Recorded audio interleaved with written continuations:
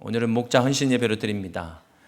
여러분 평신도의 가장 큰 축복은 무엇이라고 생각하십니까? 저는 이 목자를 잘 만나는 것만큼 귀한 축복이 없다고 생각합니다. 근데 이것보다도 더 큰 축복은요, 내 자신이 바로 그런 목자가 되는 것입니다. 정말 이건 가문의 영광이 따로 없지 않나 그런 생각이 듭니다. 우리 그런 의미에서 다시 한번 우리 교회 목자들에게 감사드리고 한번 여러분 격려의 박수, 감사의 박수 한번 드리겠습니다. D.L. 무디 목사님은 사람의 위대함이 얼마나 많은 이 부활을 거느렸냐, 종을 뒀냐가 아니라 얼마나 많은 사람을 섬겼느냐, 우리 주님이 하신 말씀이죠. 우리 목자들은 이렇게 귀하게 우리 주님 따라 섬기는 섬김의 목자 되시기를 주님의 이름으로 축복합니다. 이 남편의 그 허스번드가 그 라틴어의 하우스 밴드에서 유래된 단어거든요. 가장이라는 것은 그 가정을 묶는 끈과 같은 것입니다. 목자는 바로 양무리의 영적인 가장인데요. 여러분 영적인 가장을 위해서 꼭 기도해 주시기를 바랍니다. 그런 의미에서 내일부터 시작되는 부활절 맞이 21일 새벽 기도회 여러분 온라인 오프라인 동시로 진행됩니다. 여러분 새벽을 깨우시고 함께 동참하셔서 이 기간에 또 큰 은혜 받으시고 기쁨으로 부활의 기쁨을 함께 하시는 여러분 다 되시기를 주님의 이름으로 축복합니다. 오늘 본문은 이제 사도행전 4장에 스데반의 순교 이후에 이제 디아스포라로 인해서 흩어진 교회가 그동안 겪어보지 않은 새로운 환경을 접하게 됩니다. 우리 사도행전 11장 19절 말씀을 다시 한번 보겠습니다. 그때에 스데반의 일로 일어난 환란으로 말미암아 흩어진 자들이 베니게와 구브로와 안디옥까지 이르러 유대인에게만 말씀을 전하는데, 여기서 우리가 주목해야 될 것은요, 먼저 이제 복음이 예루살렘과 유다 지역 밖으로 나가게 됐다는 것입니다. 스데반의 순교 사건 이후에 예루살렘 교회 박해로 인해서 흩어진 성도들이 이렇게 페니키아, 키프로스, 안디옥까지 가서 복음을 전했다는 것입니다. 그리고 나서 유대인이 아닌 이방인들에게 복음을 전하게 되는데요. 여러분 한번 이 19절과 18절의 차이를 한번 찾아보시겠습니까? 19절을 다시 한번 보면 흩어진 자들이 베니게와 구브로 안디옥까지 이르러, 자, 누구에게만 말씀을 전했습니까? 유대인에게만 말씀을 전했는데요. 20절을 같이 보시면 그 중에 구브로와 구레네 몇 사람이 안디옥에 이르러, 이들은 누구에게도 복음을 전했습니까? 헬라인에게도 말하여 주 예수를 전파하니. 자, 여기서 차이가 유대인이 아닌 이방인에게도 복음을 전했다라는 것입니다. 이렇게 땅끝까지 이르러 복음의 증인이 되리라라는 이 사도행전 1장 8절의 말씀이 오늘 이 안디옥 교회를 통해서 이루어지고 있는 것을 보게 됩니다. 지금까지 예루살렘 교회는 한 번도 경험해 보지 못한 새로운 환경에서 새롭게 시작한 교회가 바로 오늘 본문의 안디옥 교회라는 것을 알 수 있습니다. 이것은 지금 오늘 우리가 코로나 팬데믹으로 인해서 지금 우리 교회들이 한 번도 겪어보지 못한 이런 일들을 우리가 지금 겪고 있습니다. 이때 우리가 어떻게 해야 될 것이냐, 교회에 가야 될 길을 보여주는 오늘 이 시대 교회의 뉴 노멀의 모델이 바로 안디옥 교회라는 것입니다. 예루살렘 교회의 새로운 변화를 요구하는 새 시대 뉴 노멀 교회가 바로 오늘 본문의 안디옥 교회였다는 것입니다. 오늘 본문 사도행전 11장 앞에 1절부터 18절까지 말씀은 우리가 함께 읽지 않았는데요. 여러분 그게 다 지난주 10장에 베드로의 환상 이야기가 다시 나오고 있습니다.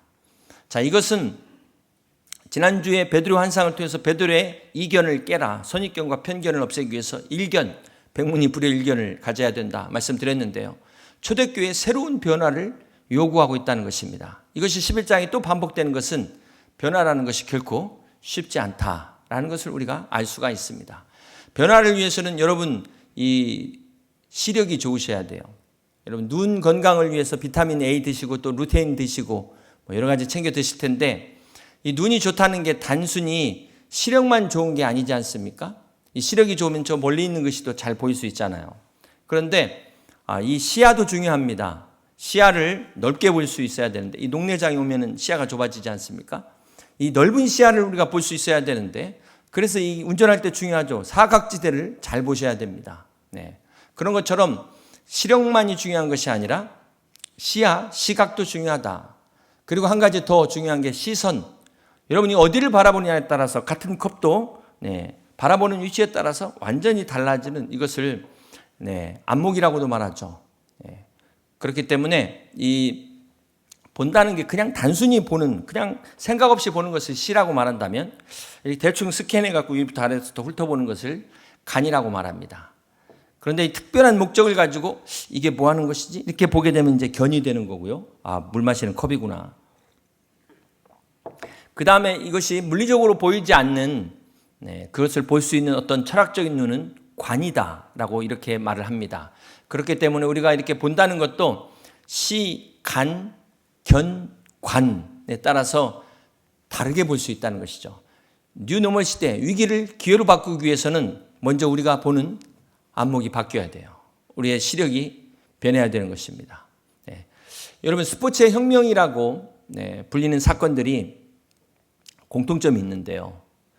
몇 가지만 잠깐 말씀드리려고 합니다. 1968년에 멕시코 올림픽 높이뛰기 결승전에서 세계 신기록을 경신한 사람이 바로 딕 포스벨이라는 신인 선수였습니다. 이 당시 2m 24cm로 신기록을 달성했는데, 자, 이때까지는 어떻게 뜁니까? 그냥 가이뛰기 잘 하시는, 어렸을 때 저희 어렸을 때 뛴 벨리룰 오버 방식이라고 그냥 뛰는 건데, 자, 이 포스벨이는 이때 어떻게 뛰었냐면요, 누워서 뛴 겁니다. 일명 플롭 점프라고 해서 배면 뛰기다 해가지고 무게 중심을 밖으로, 신체 밖으로 해가지고 이전보다 완전히 최대 10cm 이상을 더 뛸 수 있는 이런 기존 높이 뛰기의 상식을 뛰어넘는 새로운 방법이 이 포스벨에 의해서 시작이 된 겁니다. 그래서 이 이름을 따서 포스벨이 플롭이다.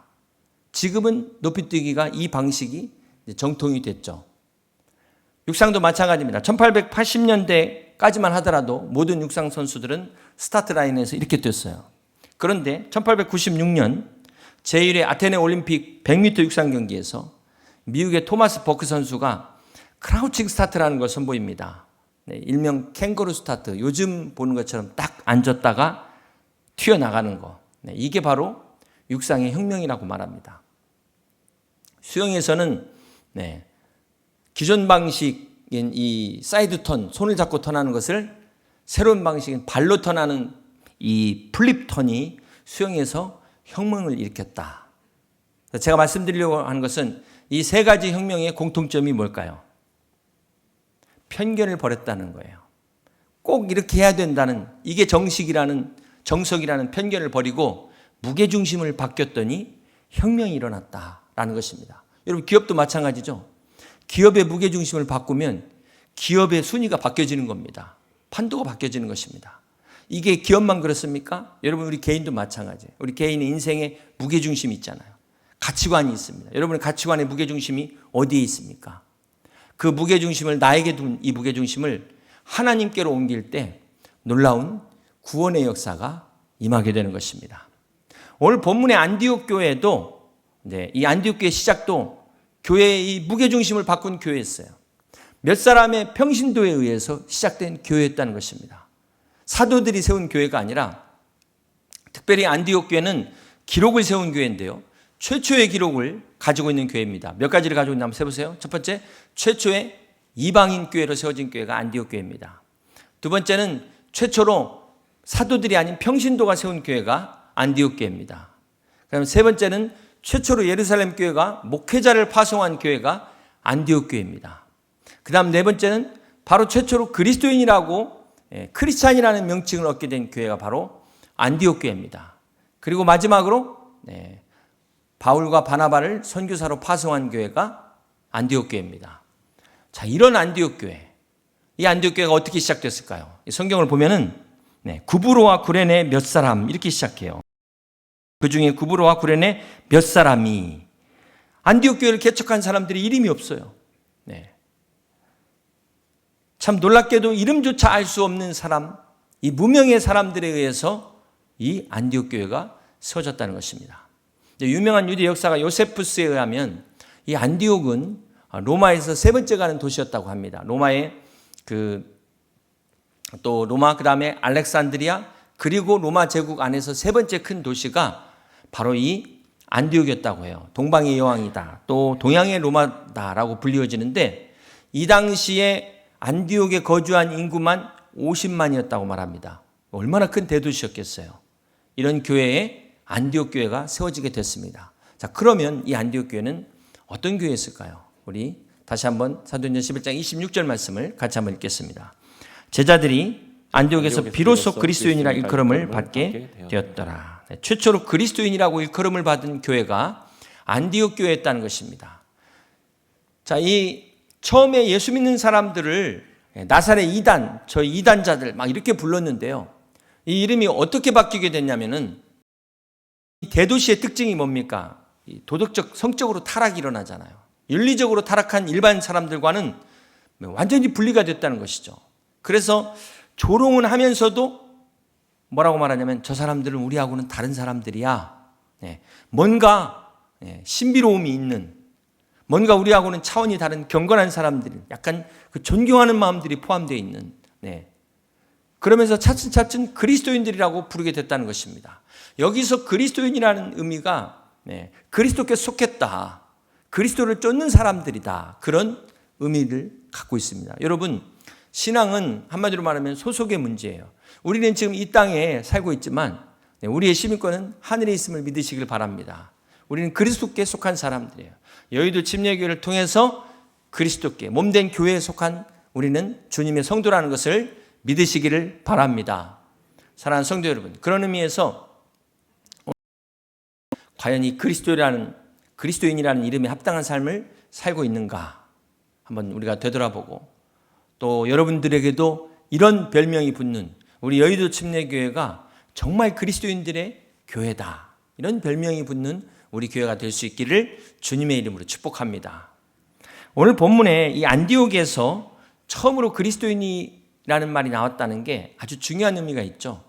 역사적으로 보면은 자, 이때부터 기독교가 완전히 유대교로부터 분리가 돼서 독자적으로 인정받는 그런 결정적인 계기가 되기 때문에 그렇습니다.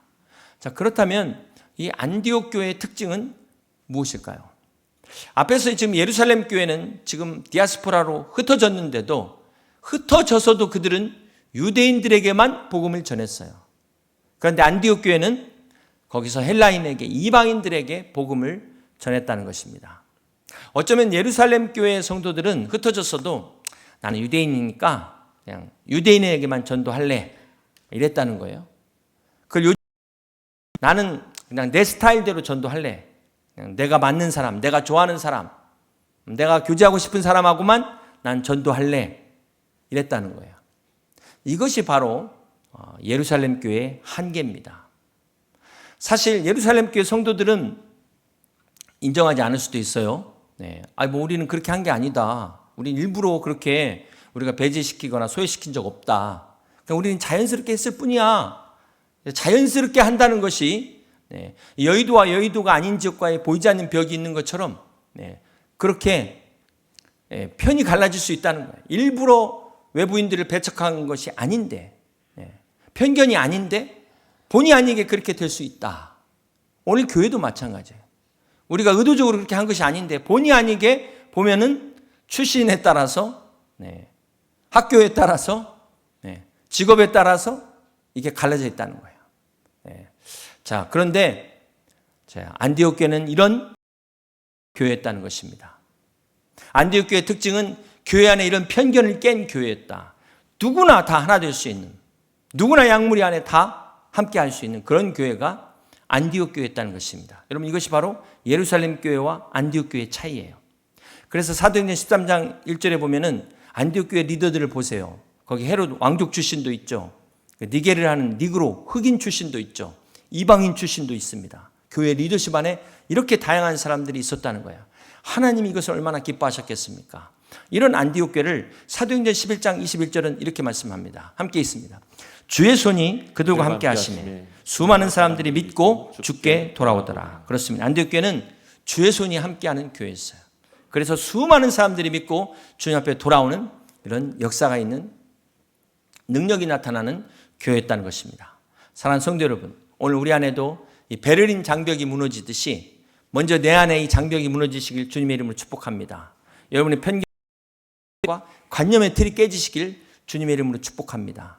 우리끼리만의 벽을 깨셔야 돼요. 맨날 하던 똑같은 패턴에 익숙한 것들을 깨야 된다는 것입니다. 내 중심의 벽을 허물고 하나님 중심으로 나와서 하나님 안에서 하나 되어야 된다는 것입니다. 이거 하기 싫은데? 너무 낯선데? 나는 할 수 없는데? 이런 벽을 허무시고 주님 앞에 나오는 저와 여러분 되시길 주님의 이름으로 간절히 축원합니다. 두 번째로 안디옥 교회의 특징은 무엇일까요? 견제가 아닌 존중이었다는 것입니다. 서로 존중하는 교회였습니다. 예루살렘 교회 최초 이 안디옥 교회 목사로 파송된 사람이 누구였냐면 바나바였습니다. 바나바가 어떤 사람이었죠? 여러분 사도행전 4장에서 아나니아와 삽비라 나올 때 바나바는 자신의 밭을 다 팔아서 주님 앞에 드렸던 그 사람이 바로 바나바입니다. 기억나십니까? 이 한마디로 어디서 듣도 보시니 지금 예루살렘 교회를 잘 다니고 있는데 어느 날 안디옥 교회로 가라. 네가 안디옥 교회 가서 목회해. 그랬을 때 여러분 이 바나바가 어땠을까요? 여러분 바나바가 주저없이 나섰을 것이다. 아니면 억지로 마저 못해 갔을 것이다. 어떻게 생각하십니까? 눈물을 흘리면서 어쩔 수 없이 순종했다. 아니면 정말 기쁨으로 순종했을 것이다. 여러분 어느 쪽이십니까? 사실 우리가 이렇게 오늘 목자 헌신 예배 드리면서 약물이 분가식도 했는데요. 이 약물이 분가한다는 게 결코 쉬운 일이 아닙니다. 여러분 왜 우리끼리 잘 모이는데 나누냐? 반드시 이런 분이 계시거든요. 그리고 어떤 분들은 사이가 너무 좋다 보니까 새로운 사람들이 오는 게 싫은 분들도 있을 수 있어요. 그리고 나누는 거 싫어하는 분이 있을 수 있어요. 그런데 그것은 약물의 본질을 잃어버린 것입니다. 교회의 본질을 잊어버렸기 때문에 주님께서 디아스포라 시킨 거잖아요. 근데 이것을 마치 막 무슨 생리배라는 것처럼 그렇게 생각하시는데 그러면 안 된다는 거예요. 그러면은 우리가 본질을 놓치게 되는 것입니다. 그래서 그리스도인들은 항상 고스톱을 잘해야 된다 그랬어요. 주님이 가라고 하면 가고 서라면 서고 이 고, 스톱 이걸 잘하셔야 돼요. 뱅크 오브 아메리카의 회장인 찰스 홀리데이는 그 혁신에 두 가지 용기가 필요하다 이런 말을 했어요. 여러분 모든 것을 버릴 수 있는 용기와 절대로 버려서는 안 되는 사수해야 될 용기 두 가지가 필요하다라는 말을 했는데요. 이게 영적으로도 마찬가지입니다. 복음이라는 본질 외에 그 어떤 것도 다 버릴 수 있는 용기가 필요하다는 것입니다. 반대로 그 어떤 것보다도 이 본질인 믿음만큼은 버리지 않는 이 용기가 필요하다는 거예요. 오늘 본문의 25절을 보면은 이 바나바가 사울을 찾으러 다소까지 가는데요. 여러분 이게 결코 쉬운 문제가 아닙니다. 이 당시 사울이 어떤 사람이었습니까? 지금 믿는 사람 잡아 가두기 위해서 얼마나 살기가 등등했습니까? 근데 이 사울이 어느 날 갑자기 회심했다는 거예요. 이거 과연 누가 믿을 수 있을까요? 이거 정말 사울이 지금 속이고 위장하고 와가지고 우리 싹 잡아가려고 하는 거 아니야? 전부 이렇게 의심하고 있는데 아무도 사울이 변화됐다는 걸 믿지를 못하는 거예요. 이때 누가 나섭니까? 바로 바나바가 나섭니다. 여러분 만약 이때 바나바가 없었다면 사울이 교회 안에서 인정받기까지 아마 상당한 시간이 걸렸을 것입니다. 모든 사람들이 이렇게 기피했던 사울을 바나바는 직접 찾아갔어요. 다소까지 찾아간 것입니다. 여러분 오늘 사도행전 11장의 주인공은 바로 이 바나바입니다. 바나바는 사도 바울을 미리부터 알아봤어요. 떡잎부터 알아본다고. 더 중요한 것은 그럼에도 그를 견제하지 않고 바울을 세웠다는 것입니다. 여러분 구약의 사울왕 기억하십니까? 그는 다윗의 됨됨이를 알았잖아요. 다윗의 됨됨이를 알고도 그는 어떻게 합니까? 자기 아들 요나단의 친구인데 아들뻘인데도 그걸 라이벌로 생각하고 경쟁했어요. 그래서 결국 그 인생마저 불행하게 끝나지 않습니까? 그런데 정말 바나바야말로 이 사울은 라이벌이에요. 충분히 자신의 라이벌이 될 수 있는 깜입니다. 그럼에도 불구하고 그를 찾아가서 같이 사역하자고 데려왔다는 거예요. 여러분 사도행전 13장 7절을 보시면 이 이름의 순서를 한번 보십시오. 누가 먼저 나오는지. 바나바와 사울을 불러 하나님의 말씀을 듣고자 하더라. 여기까지는 바나바가 먼저 나오는데 이제 43절부터는 순서가 싹 바뀝니다. 우리 함께 같이 볼까요? 회당의 모임이 끝난 후에 유대인과 유대교에 입고한 경건한 사람들이 함께 있습니다. 많이 바울과 바나바를 따르리니. 여기서부터는 이제 바울이 순서가 앞으로 나오면서 바나바는 점점 역사의 뒤안길로 사라지게 됩니다. 자, 그런데도 이 바나바는 자신을 드러내지 않고 바울을 세운 사람이에요. 오직 하나님의 사역만을 생각했다는 것입니다. 이것이 바로 안디옥 교회 부흥의 비결이다. 오늘 우리는 왜 부흥하지 못할까요? 나를 먼저 내세우려고 하고 다른 사람을 세우기보다도 끌어내리려고 하다 보니까 교회 안에 갈등과 시험이 있는 것입니다. 사랑하는 성도 여러분, 오늘 교회 안에는 이런 바나바와 같은 사람이 필요해요. 상대방의 허물보다도 장점을 볼 수 있는 사람이 필요합니다. 그리고 나 혼자 내가 다 하고 내가 인기 다 독차지하고 이게 아니라 나와 함께 더불어 할 수 있는 사람, 이런 사람이 필요하다는 거예요. 이런 바나바, 본래 이름은 요셉입니다. 근데 바나바는 예루살렘 교회가 붙여준 별명이었어요.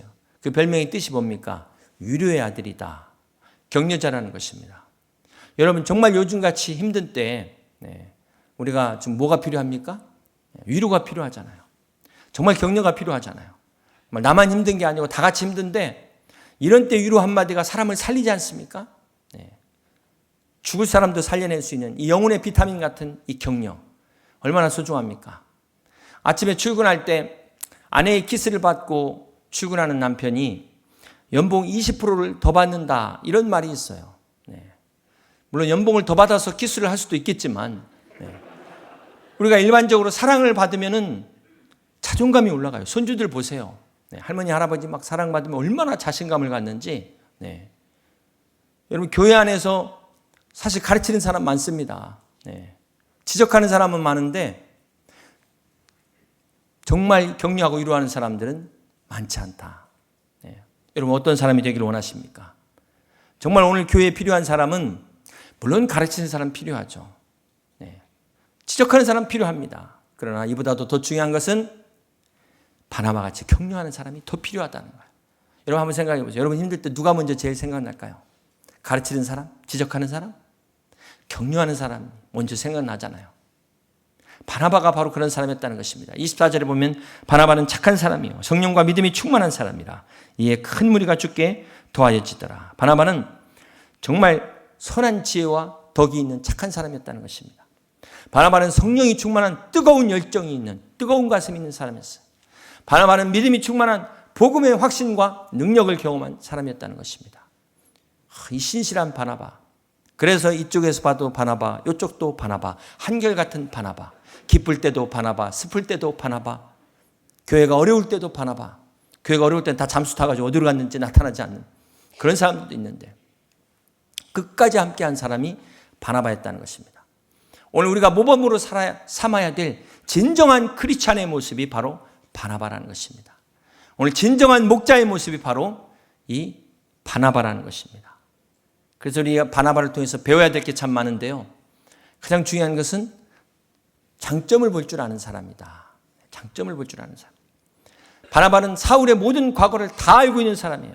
스데반의 그 죽음의 순교 현장에서 증인으로 섰던 그 사울, 이 모든 사울의 악한 죄를 다 알고 있었는데도 불구하고 그 허물을 다 용서합니다. 그리고 5가지 찾아가서 삼고초려를 해요. 정말 오늘 목자들의 모델 아닙니까? 진정한 목자들의 모델. 그런 교회가 어떤 교회가 됐다고 말하고 있어요. 이 바나바가 섬기는 교회가 바로 주의 손이 그들과 함께 하심에 수많은 사람들이 믿고 죽게 돌아오는 역사가 일어났다는 것입니다. 오늘 이 안디옥 교회 같은 교회가 오늘 우리 여의도 침례교회가 되길 주님의 이름으로 축원합니다. 사랑하는 성도 여러분, 오늘도 우리는 이 주의 손이 필요합니다. 우리를 붙드시는 주의 손이 함께하지 않으면 단 하루도 살아갈 수 없는 연약한 우리들 아닙니까? 오늘 여러분에게도 이 붙드시는 보이지 않는 하나님의 손이 함께하시는 우리 귀한 성도님들 되시길 주님의 이름으로 축복합니다.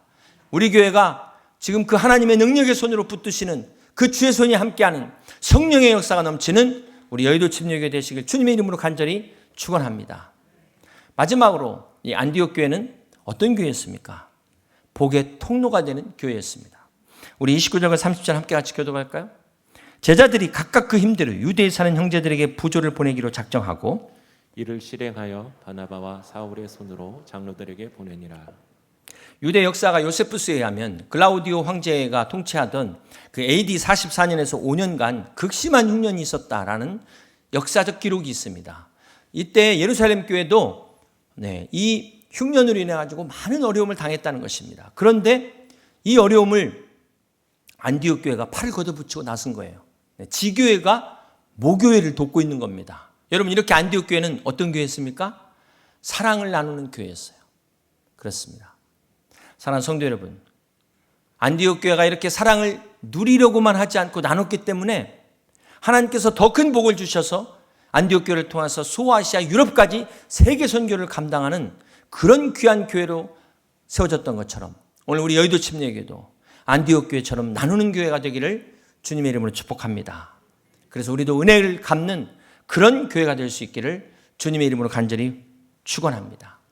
그런 의미에서 저희 교회가 지난번에 정말 이 코로나로 어려움 가운데 있는 선교사님들을 1억을 우리 교단에 후원했는데요. 이번에는 국내 미자립 교회를 위해서 저희가 또 1억을 후원하려고 합니다. 사랑하는 성도 여러분, 이 일에 십시일반으로 동참하셔서 안디옥 교회가 주님으로부터 받은 이 사랑을 자신들에게만 머무르게 하지 않고 예루살렘으로 다시 흘려보냈던 것처럼 오늘 저와 여러분도 받은 사랑을 함께 흘려보낼 수 있는 우리 여의도 침례교회 성도들이 다 되시기를 주님의 이름으로 축복합니다. 이 한 사람을 찾습니다라는 이 글을 소개하고 말씀을 정리하려고 합니다. 한 사람을 찾습니다. 땅에 발을 딛고 서 있지만 그 영혼은 하늘을 주목하는 한 사람을 찾습니다. 한 사람을 찾습니다. 몸을 입고 있지만 새 속에 물들지 않고 영혼의 무게에 관심을 가진 한 사람을 찾습니다. 한 사람을 찾습니다.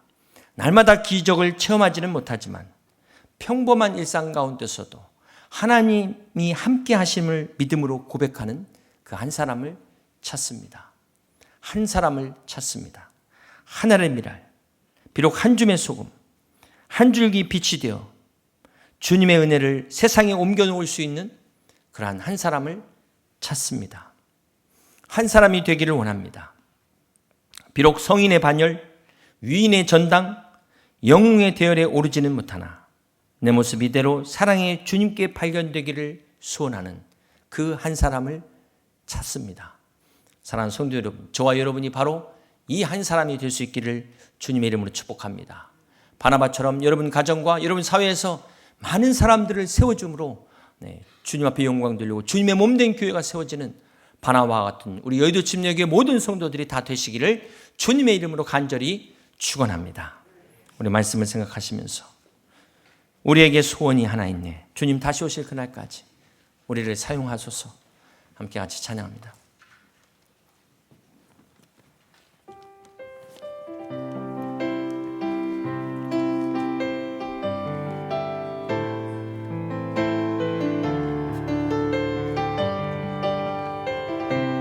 우리에게 우리에겐 소원이 하나 있네. 주님 다시 오실 그날까지 우리 가슴에 새긴 주의 십자가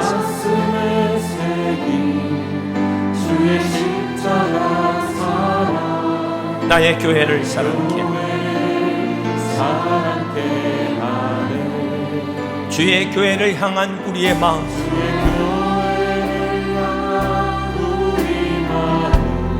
희생과 포기와 가난과 고난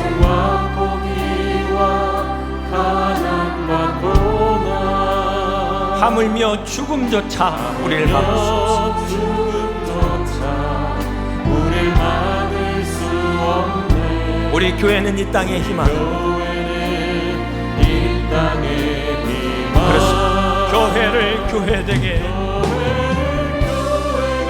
예배를 예배되게 하소서. 우리를 사용하소서.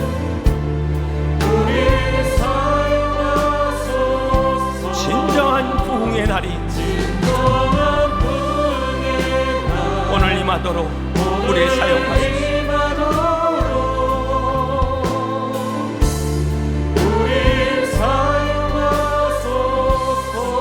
다 같이 일어나서 찬양합니다.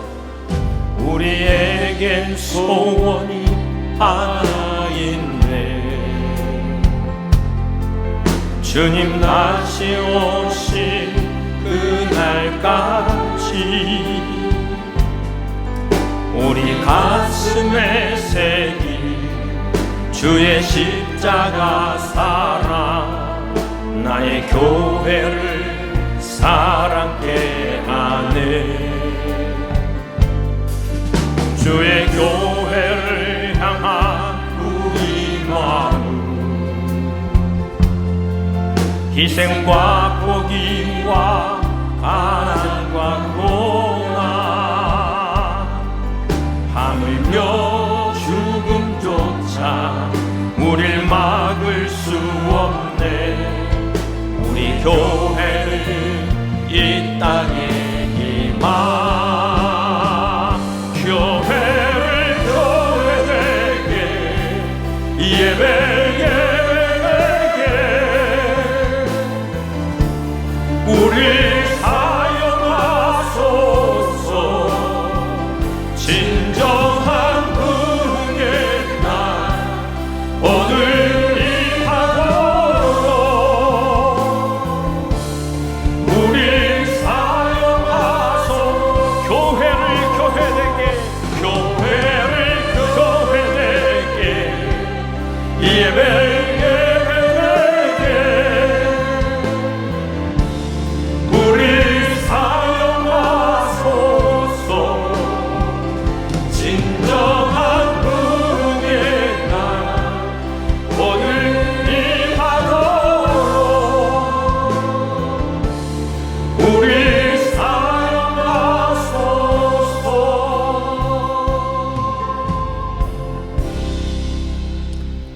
그렇습니다. 주님, 오늘 주님이 세우신 우리 여의도 침례교회가 이 땅의 희망이 되게 하여 주시옵소서.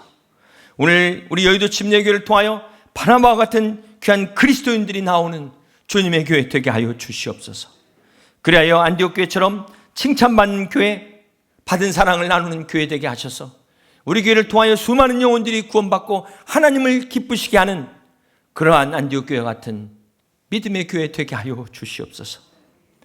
이제는 우리 구주 예수 그리스도의 그 크신 은혜와 하나님 아버지의 만극하신 사랑하심과 성령의 임재 내주 교통 충만하심의 역사가 오늘 바나바와 같은 믿음의 크리스찬 그리스도인들이 되기를, 안디옥 교회가 되기를 소원하며 타지만은 사랑하는 성도들의 생애와 가정과 기업이와 주님의 몸된 우리 여의도 침례교회와 지교회들과 우리 나라와 민족 위에 영원토록 함께 하옵시기를 우리 구주 예수 그리스도의 이름으로 간절히 축원하옵나이다.